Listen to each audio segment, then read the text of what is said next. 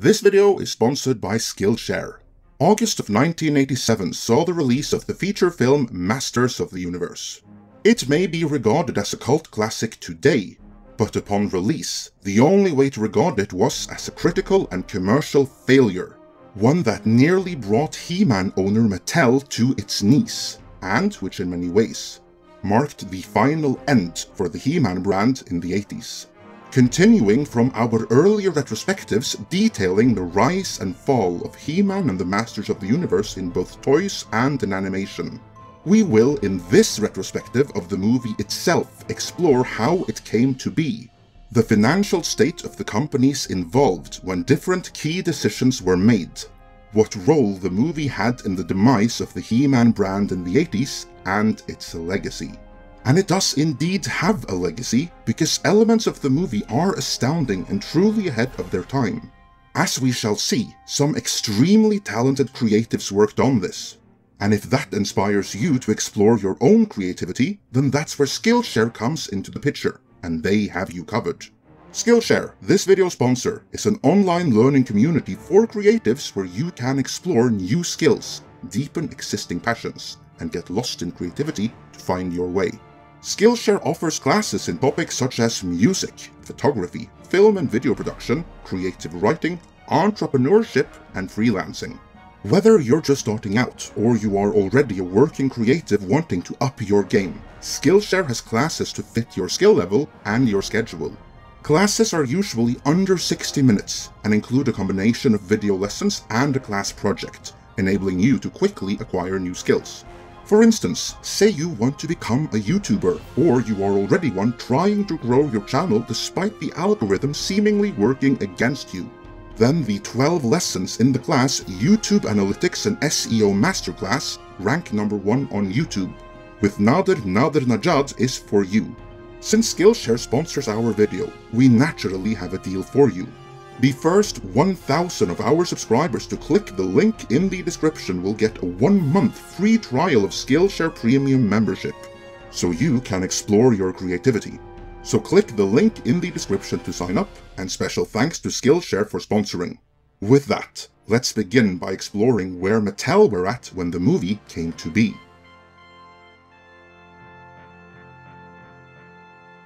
For the last couple of decades, comic book movies and comparable branded genre movies have been the hottest movies around.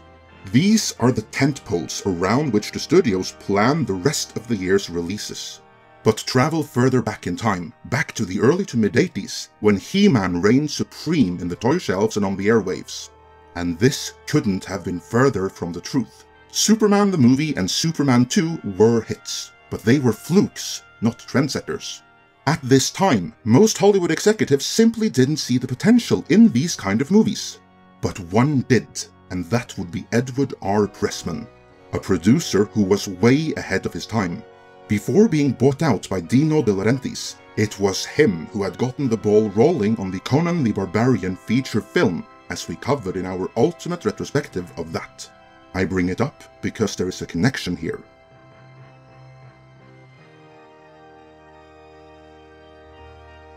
In conjunction with the release of the Conan the Barbarian movie, the producers behind it, which included Pressman, wanted a Conan toy line, seeing as that had worked wonders for Star Wars. They sent out feelers to the various toy companies, and Mattel, who were already developing the He-Man toy line at this point, jumped at it. In a memorandum dated April 24th of 1981, which was submitted to the court as evidence in Conan Properties' later lawsuit against Mattel, Mattel's then senior VP of Marketing and Sales, Tom Kalinske, urged his colleagues to lobby hard to obtain the Conan license because if the movie becomes popular, even though it's rated R, or the possible spin-off TV series becomes a reality in late '82, the trade could well react more strongly to the Conan line than the He-Man line, or at the very least, be confused as to where their emphasis should be. This could well cause the failure of our He-Man line. We can't allow this to occur. The agreement between Mattel and Conan Properties to produce a Conan toy line was subsequently signed in the summer of 1981.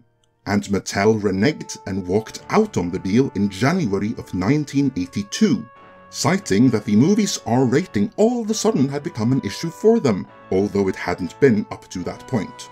By then, it was too late for anyone else to step in and make a Conan toy line, so the movie never got one. But then, a few weeks after walking out on the Conan deal, in February of 1982, He-Man and the Masters of the Universe were first released on toy shelves, without any competing Conan toy line, so Mattel were ecstatic. Conan Properties were obviously none too pleased though, and later sued Mattel for fraud and deceptive practices, which we covered at greater length in Barbarian Origins, the first installment of this series of He-Man retrospectives. But whatever treachery there had been on the toy side, and there absolutely was, Pressman was a movie guy, and one whom Dino De Laurentiis was in the process of buying out of the Conan franchise anyway. Already having made connections in Mattel, and seeing the movie potential in He-Man, a deal was brokered very early on in the Masters of the Universe lifecycle, which gave Pressman the option to develop a He-Man movie. Though obviously, it would be some time while the He-Man brand grew in popularity before any serious development on the movie could begin. Eventually though, it did. Pressman was but an independent producer, so in order to make the movie happen, he first had to assemble a core team of creatives who could develop a pitch for a movie they could realize as soon as the studio signed on and infused the necessary funds. In other words, Pressman needed concept art, he needed a script, and most pressingly, he needed a director who could lead and oversee all of the above and everything else, creating a movie proposal that could be sold to a studio. Not quite ready to let go of Conan, Pressman found a Conan director for He-Man. No, not John Milius, who directed Conan the Barbarian. Not Richard Fleischer either, who directed Conan the Destroyer and later Red Sonja. No, Pressman hired Gary Goddard, the director of Universal Studios' 20-minute live-action stage show, The Adventures of Conan, a sword and sorcery spectacular. Today, you may be tempted to wonder, why the hell would you want someone who only ever directed a theme park stage show before, even if it was about Conan, to take on a comparatively big-budget He-Man feature film? Well, the reason was that Pressman felt that Goddard understood what kind of movie He-Man had the potential to be, and directors who understood that were few and far between at the time. Keep in mind, today He-Man is an icon, but at the time he was an overexposed kids' toy who had just arrived on the scene. Think of the latest, stupidest fad made for kids today that you can possibly imagine. Poopsie slime surprise! My poops, my poops, my poops! Unroll, what's the scoop? Yeah, you can make magic unicorn poop! Which poop will you make? Unicorn magic, color change too! Sparkle on, ultra rare poop! You probably don't hold it in very high regard. And that is how most established filmmakers in the 80s saw He-Man, but not Gary Goddard. He wasn't a He-Man fan per se, because no adults at the time were. But Goddard had been a comic book reader since childhood, and most notably, he was a huge fan of Jack Kirby's Fourth World, and he saw similarities between that and He-Man. The stage show demonstrated that he kind of got Conan, and he wasn't just a fan. By profession, he was already a concept developer quite familiar with both the toy and entertainment industry. He even had an existing work relationship with Mattel, as at the time, he was the concept developer behind Captain Power, which Mattel were prepping the toy line for. Both Pressman and Mattel, who had approval and veto rights on everything, felt Gary Goddard was the perfect man for the job, and so the deal came together. To write the script, Pressman recruited David Odell. He was already an accomplished writer and filmmaker, and most recently, he had written the script for Jim Henson's The Dark Crystal. Odell's earliest draft was more faithful to the source material, featuring more time spent on Eternia, Snake Mountain, a speaking role for Beastman, and it was revealed that like in the Filmation cartoon, He-Man's mother was from Earth, thus linking Earth and Eternia. But as Pressman imposed more budgetary and narrative requirements, the story eventually became closer to what would ultimately end up on screen. To visualize what the movie could be and look like, Claudio Mazzoli was brought in to do concept art. Gwildor, for instance, was his design, and you'll note he started out looking like something straight out of David Odell's The Dark Crystal. Before long, Pressman had a team and a vision for a movie to sell.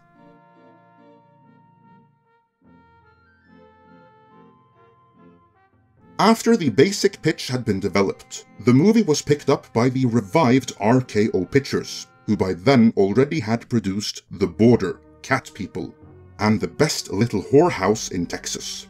You know, the movie with Dolly Parton and Burt Reynolds.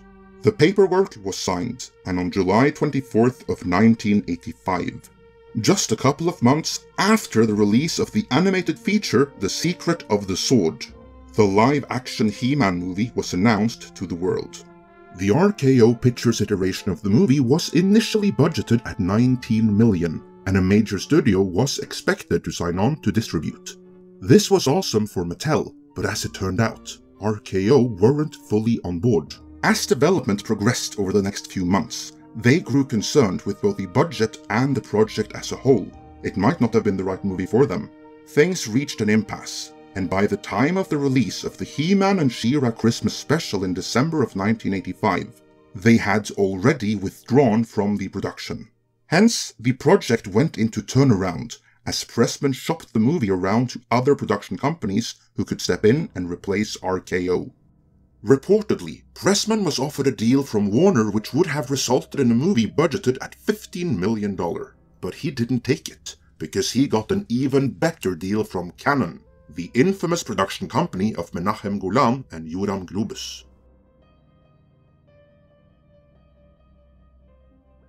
Cousins Golan and Globus were already the self-made kings of the Israeli film industry by the time they came to LA. There, they started over, and in just a few years, they had made Cannon Pictures a force to be reckoned with, producing large quantities of low-budget, albeit entertaining schlock. A lot can be said about their execution, but in terms of vision, Golan and Globus were in many ways ahead of the curve. They recognized the potential of comic book and similar genre movies long before the rest of the industry. They were also growing increasingly ambitious, and to this end, they had already bought the Superman rights from the Salkinds after they started struggling in the aftermath of Superman 3, as well as the movie license to Marvel's Spider-Man and Captain America. Golan and Globus really wanted Masters of the Universe to go with that. Their plan was to make, Christopher Reeve's paycheck notwithstanding, a relatively modestly budgeted Superman 4 and a slightly more modestly budgeted Masters of the Universe, profit immensely on those, and then use those proceeds to kickstart 2 more Masters of the Universe movies, as well as an epic, big-budget Spider-Man trilogy. Within this unsuspecting city, history's greatest experiment creates tomorrow's greatest superhero, Spider-Man, the movie. A live-action spectacular directed by Joe Zito, based on the characters created by Stan Lee. Golan and Globus hoped that all of this would elevate them to the Hollywood big league. Or failing that, Globus, the more financially inclined of the two, hoped it at the very least would keep them afloat. Because behind the insane growth, Cannon were struggling financially and on the verge of bankruptcy. They appeared unstoppable, but they had grown too big too fast, and the expansion was mostly funded by loans and credit lines. That's where the execution comes into the picture, because no matter how lofty the vision, Cannon put out so many movies that none of them got any real level of quality control. Hence, they mostly weren't good enough to become the financial hits they needed to be with the movie-going audience.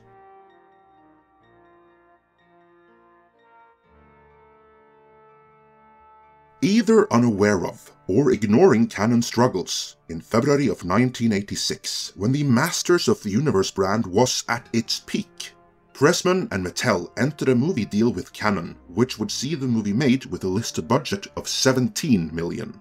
Before we move on though, we have to address that here there are diverging narratives. First, there is a popular and frequently repeated narrative which claims that of this $17 million budget, Cannon were supposed to contribute half, and Mattel were supposed to cover the other half. Then, the story goes that Cannon wanted Mattel to put up their half of the budget first, as they, unbeknownst to Mattel, didn't have the money. When it was time for Cannon to fund their half of the budget, they still didn't have the money, and so Mattel had to cough up the money for that too, effectively paying the whole movie. Otherwise, it wouldn't be finished. It's a dramatic and entertaining narrative to be sure, and there are those who swear that this is what really happened. But it's not accurate.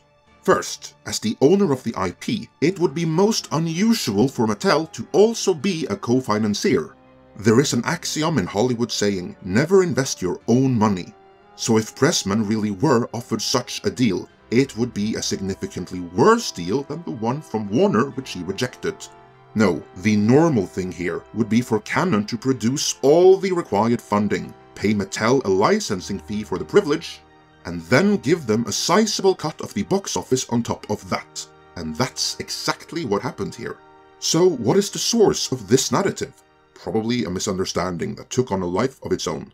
According to Joe Morrison, Mattel's former VP of marketing, Mattel never put up any money for the film at all. What actually happened, according to him, was that Cannon were supposed to pay Mattel in the vicinity of $1 million for the He-Man movie rights, half of which were to be paid up front, the other half of which were to be paid upon completion. That is a deal it would be very easy for both Pressman and for Mattel to accept. Maybe Mattel should have done better due diligence where Cannon's financial health was concerned, but they were on high.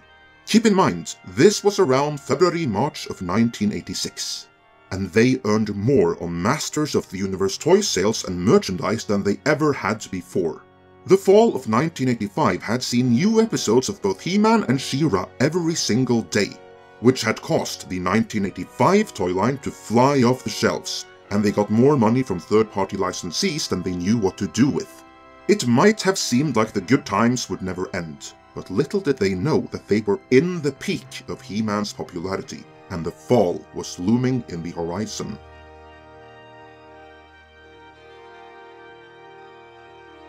With the movie deal in place, things moved quickly ahead for director Gary Goddard and his team, now under the auspices of production company Cannon.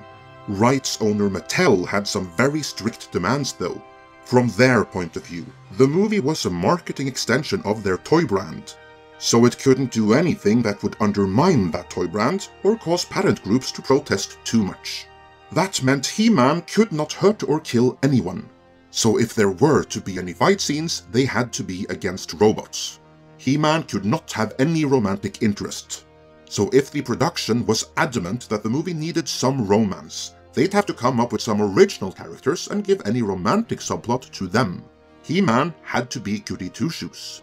Although director Gary Goddard later has maintained that Dolph Lundgren became attached to the project as He-Man before he came aboard to direct, Lundgren wasn't formally announced for the role until early 1986.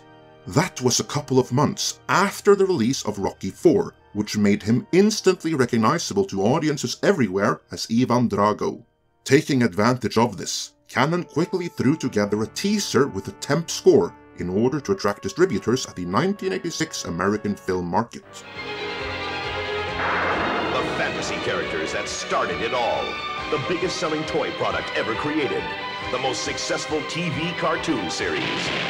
Masters of the Universe now takes a giant leap forward into a live-action motion picture starring the sensation of Rocky IV, Dolph Lundgren in the live-action adventure Masters of the Universe. The fantasy becomes a reality. Knowing full well that Lundgren mayhaps wasn't the strongest thespian, Gary Goddard went with a great actor for Skeletor, namely Frank Langella, and subsequently tweaked the script so that in reality, Frank Langella's Skeletor, not Dolph Lundgren's He-Man, would be the one carrying the movie. Hence, more so than any other character, it was vital that Skeletor worked. To this end, Frank Langella was allowed and encouraged to rewrite Skeletor's dialogue, adding more gravitas to it. That's why in the finished movie, Skeletor is quite talkative, perhaps a bit too talkative, which can happen when actors are allowed to write their own lines. At the time, Langella was in his late 40s, but he pumped iron, was quite physically fit, and happy to show off his build. The production team had other ideas though, and went with a cinematic design for Skeletor which, by accident or design, probably designed because of the Pressman connection, was more in line with the original vision for Thulsa Doom from the Conan the Barbarian movie. You see, the original Robert E. Howard character Thulsa Doom is a skull-faced necromancer, whom director John Milius reimagined into the character portrayed by James Earl Jones in the Conan movie. But the original version of the character, well, he is quite a lot like Skeletor turned out to be in this movie. That aside, in order to keep the budget at manageable levels, producer Ed Pressman decided very early on to set the bulk of the story on Earth. Now, one can of course interject that it wouldn't have been too costly to keep filming in the desert and pretend that's Eternia, as far cheaper movies have done that before, and fans would probably have been quite accepting of it.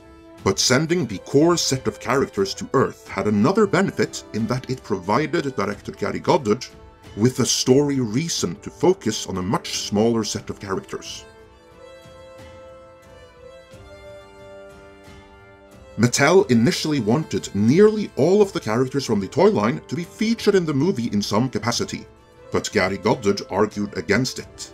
Not only would it be prohibitively expensive and cumbersome story-wise, many of them, certainly Battle Cat and Orko, couldn't even be done justice with the budget at hand and 1986 technology available to them. Focusing on a small set of characters by moving them to Earth solved all of these problems, as then by implication, all the other characters would still be somewhere on Eternia, just out of sight and out of mind. And if some of those characters we would follow were to be brand new, well, then Mattel figured they could release them as toys for their 1987 Masters of the Universe toy line, which was set to coincide with the release of the movie. And so, Mattel signed off on the characters that Gary Goddard wanted to include in the movie. What Mattel did not do, however, again, was their due diligence. Here, they made a colossal error that would come back to bite them later on, which we'll get back to in due course. With the characters locked down though, casting could commence. For the role of He-Man's not-love interest Teela, Gary Goddard reached out to and cast Chelsea Field. She had auditioned for a role in the Conan stage play and not been right for that. But Goddard had noticed her and felt she was right for this. The remainder of the cast roster soon filled up with Meg Foster as Evil Lynn, John Cypher as Man-at-Arms, Billy Barty as Gwildor, Anthony DeLongis as Blade and the sword fight choreographer, and for the main Earthbound characters, Courtney Cox, who was hot of a Bruce Springsteen music video, Robert Duncan McNeil, and James Tolkien. For designing the new Eternian characters, as well as redesigning the legacy ones, the sets, the vehicles, and everything else, Gary Goddard originally wanted the legendary production designer Ralph McQuarrie of Star Wars fame. He was unavailable, as he was already contracted for Cocoon in that time frame. But at one point, production on Cocoon was halted. McQuarrie then reached out to Goddard and told him that Cocoon had been shut down, but he didn't know for how long. It might be back on in a week, but it might also never resume. Either way, McQuarrie was available, but with the hedge that if the Cocoon production called, they had the priority claim on him, so he would have to drop everything and return there. Aware of this risk, Goddard jumped at the opportunity, and for the next 3 weeks, McQuarrie did concept work for He-Man. But then the Cocoon production resumed, so McQuarrie had to leave before finishing the job. The job of production designer then went to Jeffrey Kirkland, who was only attached to the production for a limited time. He just didn't get it, and it was mutually decided that he step back. He did, however, recommend that William Stout, who had been hired to do storyboards, replace him as the movie's overall production designer, which he ended up doing. Already an experienced veteran, William Stout and his team set about designing just about everything you see on screen, with the notable exceptions of Gwildor and the movie Stormtroopers, if you will. These were designed by Claudio Massoli, who had been there ever since he, Goddard, and Pressman were pitching the movie to the different studios in the first place. Everything else on screen was designed by Stout and his team. They even did designs for sets that sadly never made it into the movie, like Snake Mountain and Eternia's Royal Palace. For the really challenging design pieces though, like He-Man himself, Stout brought out the big gun by bringing in his friend, legendary visualist Moebius. Although Stout's team did minor modifications for the final on-screen version. Moebius also worked on the single most important set in the movie, namely the Castle Grayskull throne room. Many in the production had a sneaking suspicion that making a fish-out-of-water movie by sending He-Man to Earth might not go down all that well. That made the bookends set in Eternia all the more important. And since they wouldn't really show anything else of Eternia, the throne room set had to blow everyone away. Although compromises eventually were reached, character designs was an area of friction between Stout and his team of designers in one end, and Mattel in the other. You see, Mattel were making a live-action commercial for their toys, and so they wanted the designs of the legacy characters to look as much like their toy designs as possible. While Stout was making a movie, and he wanted the movie designs as far removed from the toy designs as possible, as they had been made with mass production and reuse of tooling in mind. A movie had no such restrictions. Another frequent and related complaint leveled against the movie, both at the time of release and ever since, was that it looked nothing like the Filmation series that fans were used to. But this was never going to happen under any circumstance. Filmation were not a part of the movie production, so anything developed by Filmation for the Filmation series, such as the intro theme, the storylines, the transformation sequence, the backgrounds, and according to some, even original Filmation characters like Orko, were off-limits for the movie and could not be used. That's why She-Ra wasn't in the movie, despite her being in early versions of the script, and Stout even having designed her.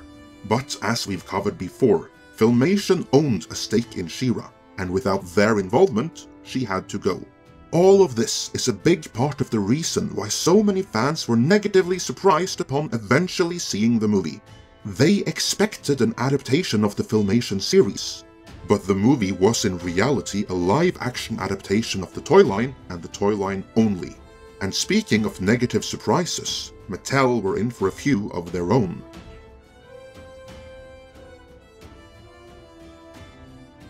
Over the course of the summer of 1986, He-Man toy sales and third-party licensing revenue had slowed down, which was to be expected due to seasonal changes, but they also expected those sales to quickly pick back up, once the 1986 toy line was out in toy shelves, and new episodes of She-Ra, Princess of Power flooded the airwaves, while reruns of He-Man and the Masters of the Universe continued on in syndication. For unbeknownst to most, there were no new episodes of He-Man coming. She-Ra, and She-Ra alone, now had to carry the weight of the franchise. As we've already covered though, toy sales did not pick up.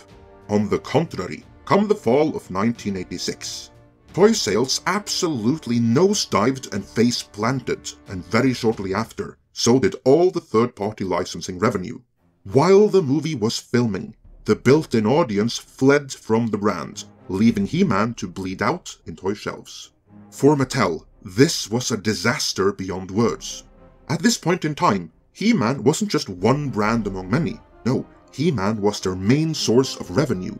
When all of that projected He-Man related revenue failed to show, and this was revenue around which the whole year had been budgeted, the entire company was put at risk. In no time flat, the Masters of the Universe movie went from being a nice little live-action toy commercial merely augmenting Mattel's existing He-Man business, to being its last hope and possible lifeline. Suddenly, Mattel were dependent on the movie being an astronomical hit in order to refill their empty coffers. To this end, Mattel told Gary Goddard, "Hey, remember when we said that He-Man couldn't kill and he couldn't have a love interest and all of that? Yeah, well, ignore that now. Have him kill, have him drink, have him sleep around, have him crush his enemies, see them driven before him, and hear the lamentation of their women. Do whatever, just make this movie a hit." In their panic, Mattel forfeited approval rights, then veto rights. But Gary Goddard had bad news for them. The movie was already halfway done filming. It was too late for any changes. They were getting the goody two-shoes He-Man they first ordered. As if that wasn't bad enough, production company Cannon had even worse news in store. Cannon Pictures pumped out movies on a proverbial assembly line. And if only a couple of movies released during this time frame had been unqualified hits, things might have been very different. But the reality was that the Cannon movies weren't as profitable as they needed to be in order to repay the creditors and fund new productions. Or, for that matter, provide extra funds for movies that went over budget. That's what happened on Masters of the Universe. As the shoot was nearing the end, but with a few key scenes still left to film, the production ran out of money. Being as cash-stricken as they were, Cannon had a very hard time finding the required cash to infuse into the production so the movie could be completed. This is where Mattel had to step in. You will recall that Cannon were supposed to pay Mattel a sum in the vicinity of $1 million for the He-Man movie rights, half of which were to be paid upfront, the other half of which were to be paid upon completion. Well, according to Joe Morrison, Mattel's former VP of Marketing, that's when Mattel told Cannon that they were willing to forego that second payment for the movie rights, if only Cannon could conjure up the required funds to finish the movie. In the end, Cannon were able to find the funds to finish the movie, just not quite in the way that was initially planned. The huge Castle Grayskull throne room set, the one co-designed by Moebius, was so big it was built over 2 levels and 2 adjoining sound stages. The movie's climactic end sequence was meant to feature an epic sword fight which would show off the scale and scope of that set. But it didn't happen. When the time came to film that scene, there was no money to pay the crew. Therefore, on the spot, Goddard came up with a moment where the clashing forces sucked all the energy out of the room, which was done to enable them to switch the lights off, so audiences wouldn't see that the scene was partially filmed after hours with the set being disassembled in the background, and partially filmed elsewhere in a later pickup. But with all the footage needed to MacGyver together a movie eventually in the can, it entered post-production. Here, another debate was had over Dolph Lundgren's voice. Mattel were of the opinion that he needed to be dubbed, while Cannon were of the opinion that after a few tries in ADR, he had managed to get it good enough. And since Mattel relinquished approval and veto rights, that's how it stayed, in order to help push the movie as the new Star Wars of the 80s contender. The score by Bill Conti emoted both the Star Wars and Superman themes.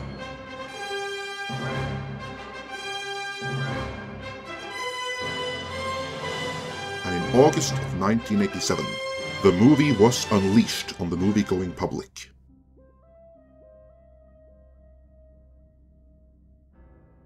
Audiences who expected a faithful representation of the Filmation series, or their favorite characters outside of a very select few, were in for something of a disappointment. Instead, 2 was budgeted at $4.5 million. Keep in mind that the first Masters of the Universe cost in the vicinity of $20 million, and it wasn't enough. The sequel, if made, wouldn't have had a quarter of that budget. Albert Pyun was tasked with directing both Spider-Man and Masters of the Universe Part 2 and shooting them back to back. Or rather, at the same time, as they would first film the scenes of a pre-Spider-Bite Peter Parker for 2 weeks on Spider-Man, then film all of Masters of the Universe Part 2 for the next 6 weeks, while the Peter Parker actor bulked up like crazy, and then film the remainder of Spider-Man with a newly, more toned Peter Parker after he was bitten by the spider. Sticking to Masters of the Universe though, Laird Hamilton was recast as the new He-Man, and the story would double down on Earth, featuring He-Man masquerading as a college football player, while Skeletor would masquerade as an industrialist, now with a more human-like appearance due to plastic surgery, so he too could be recast, and they wouldn't have to spend as much money on makeup. However, because of all their flops, Cannon struggled so badly financially that they weren't able to pay the renewal fee for either Marvel's Spider-Man license or Mattel's He-Man license. And so, both licenses were forfeit, and that is what killed Canon Spider-Man and Masters of the Universe Part 2. But despite never being made, Albert Pyun's Masters of the Universe Part 2 did have an afterlife.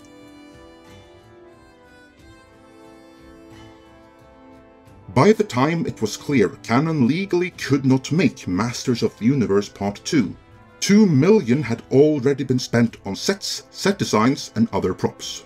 No one wanted to see that go to waste, so around these sets and props, director Albert Pyun spent no time flat developing a brand new script for a movie which would come to be known as Cyborg.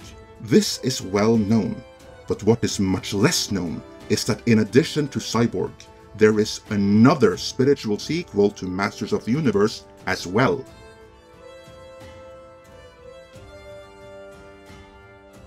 Another project that was developed under Canon was Captain America, and they were able to keep the license going on that. When Canon Pictures went under due to Golan and Globus breaking up, as it were, Captain America followed Menachem Golan to his new production company, 21st Century Film Corporation. There, none other than Albert Pyun was hired to direct. And accompanying him were some ideas lifted from Masters of the Universe Part 2. Most notably, it featured Red Skull as an industrialist who had plastic surgery to look more human, just like Skeletor would have in Albert Pyun's defunct Masters of the Universe Part 2. And the relationship between He-Man and Skeletor from that movie also informed the relationship between Captain America and Red Skull.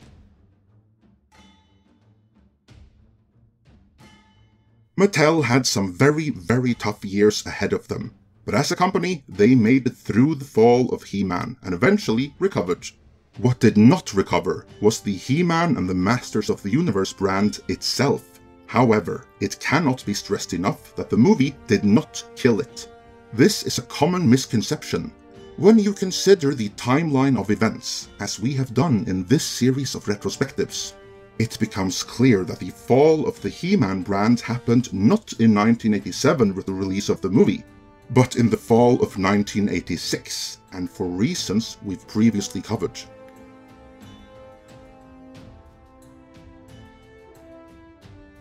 A big part of why the movie did so poorly when it was released in 1987 is that by then, the built-in He-Man audience had already moved on to the real Ghostbusters, G.I. Joe, and Nintendo, to name but a few.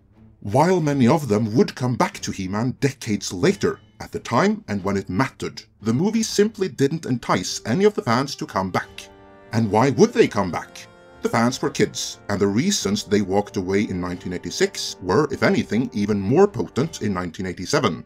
On TV, She-Ra was still trying and failing to carry the brand with new episodes, as the second half of She-Ra's second season was broadcast in the fall of 1987. But by then, it had been 2 years since the last new He-Man episode, and syndicated reruns simply weren't enough to maintain interest. On toy shelves, the release of the 1987 wave coincided with the release of the movie. But making matters even worse, it was arguably the worst lineup in Masters of the Universe history.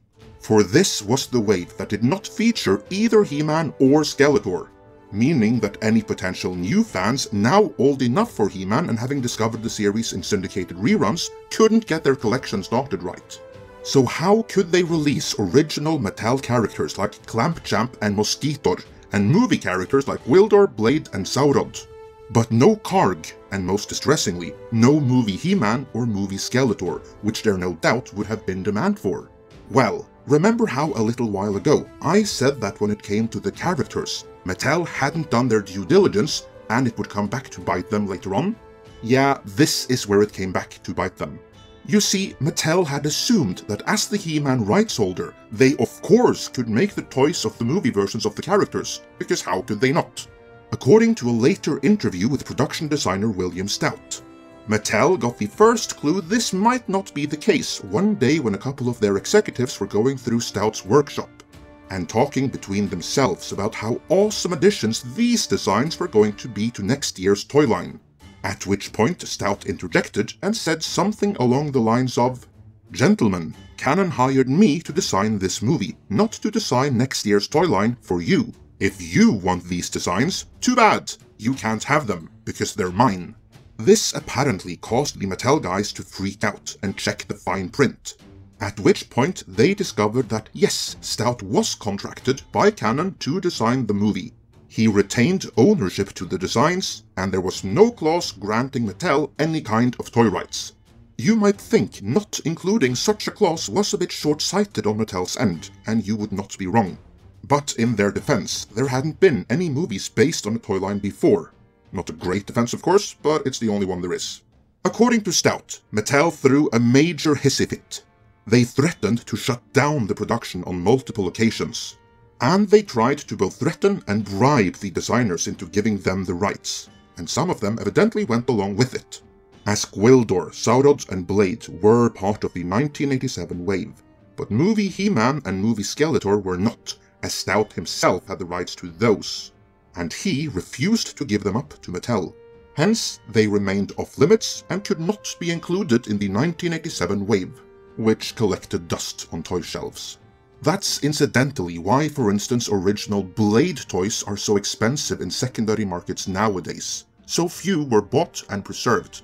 But many, many years later, towards the latter days of the Classics toy line, Super 7 reached out to Stout, and were able to license his designs for the William Stout collection, to the delight of many an adult toy collector. This, of course, did not help Mattel back in 1987, when toy sales were so incredibly low that they quickly realized that they needed a He-Man and Skeletor on toy shelves. The next year, in 1988, Mattel released the final ever Masters of the Universe toys of the original era, Laser Light He-Man and Laser Light Skeletor. These were meant to be the ersatz movie versions of the characters, but they simply came too late. The brand was already dead by then. The final episode of She-Ra Princess of Power was broadcast in December of 1987, and it marked the final end for both He-Man and the Masters of the Universe, as well as Princess of Power. While there would be syndicated reruns for years to come, there were no more toys, and little to no merchandise. The last vestiges of He-Man's reign in the 80s were over. From Mattel's point of view, He-Man and the Masters of the Universe was by now a failed brand. They would try to revive it though, and those revivals will be covered in the next installment of this series of He-Man retrospectives. If you haven't done so already, please like this video, subscribe, and hit that bell to indicate you want notifications, so you don't miss out when new videos are released. Let us know your thoughts on the movie in the comments. And before you go, remember to click the link in the description so you too can explore your creativity and be among the 1,000 to get a 1-month free trial of Premium Skillshare membership.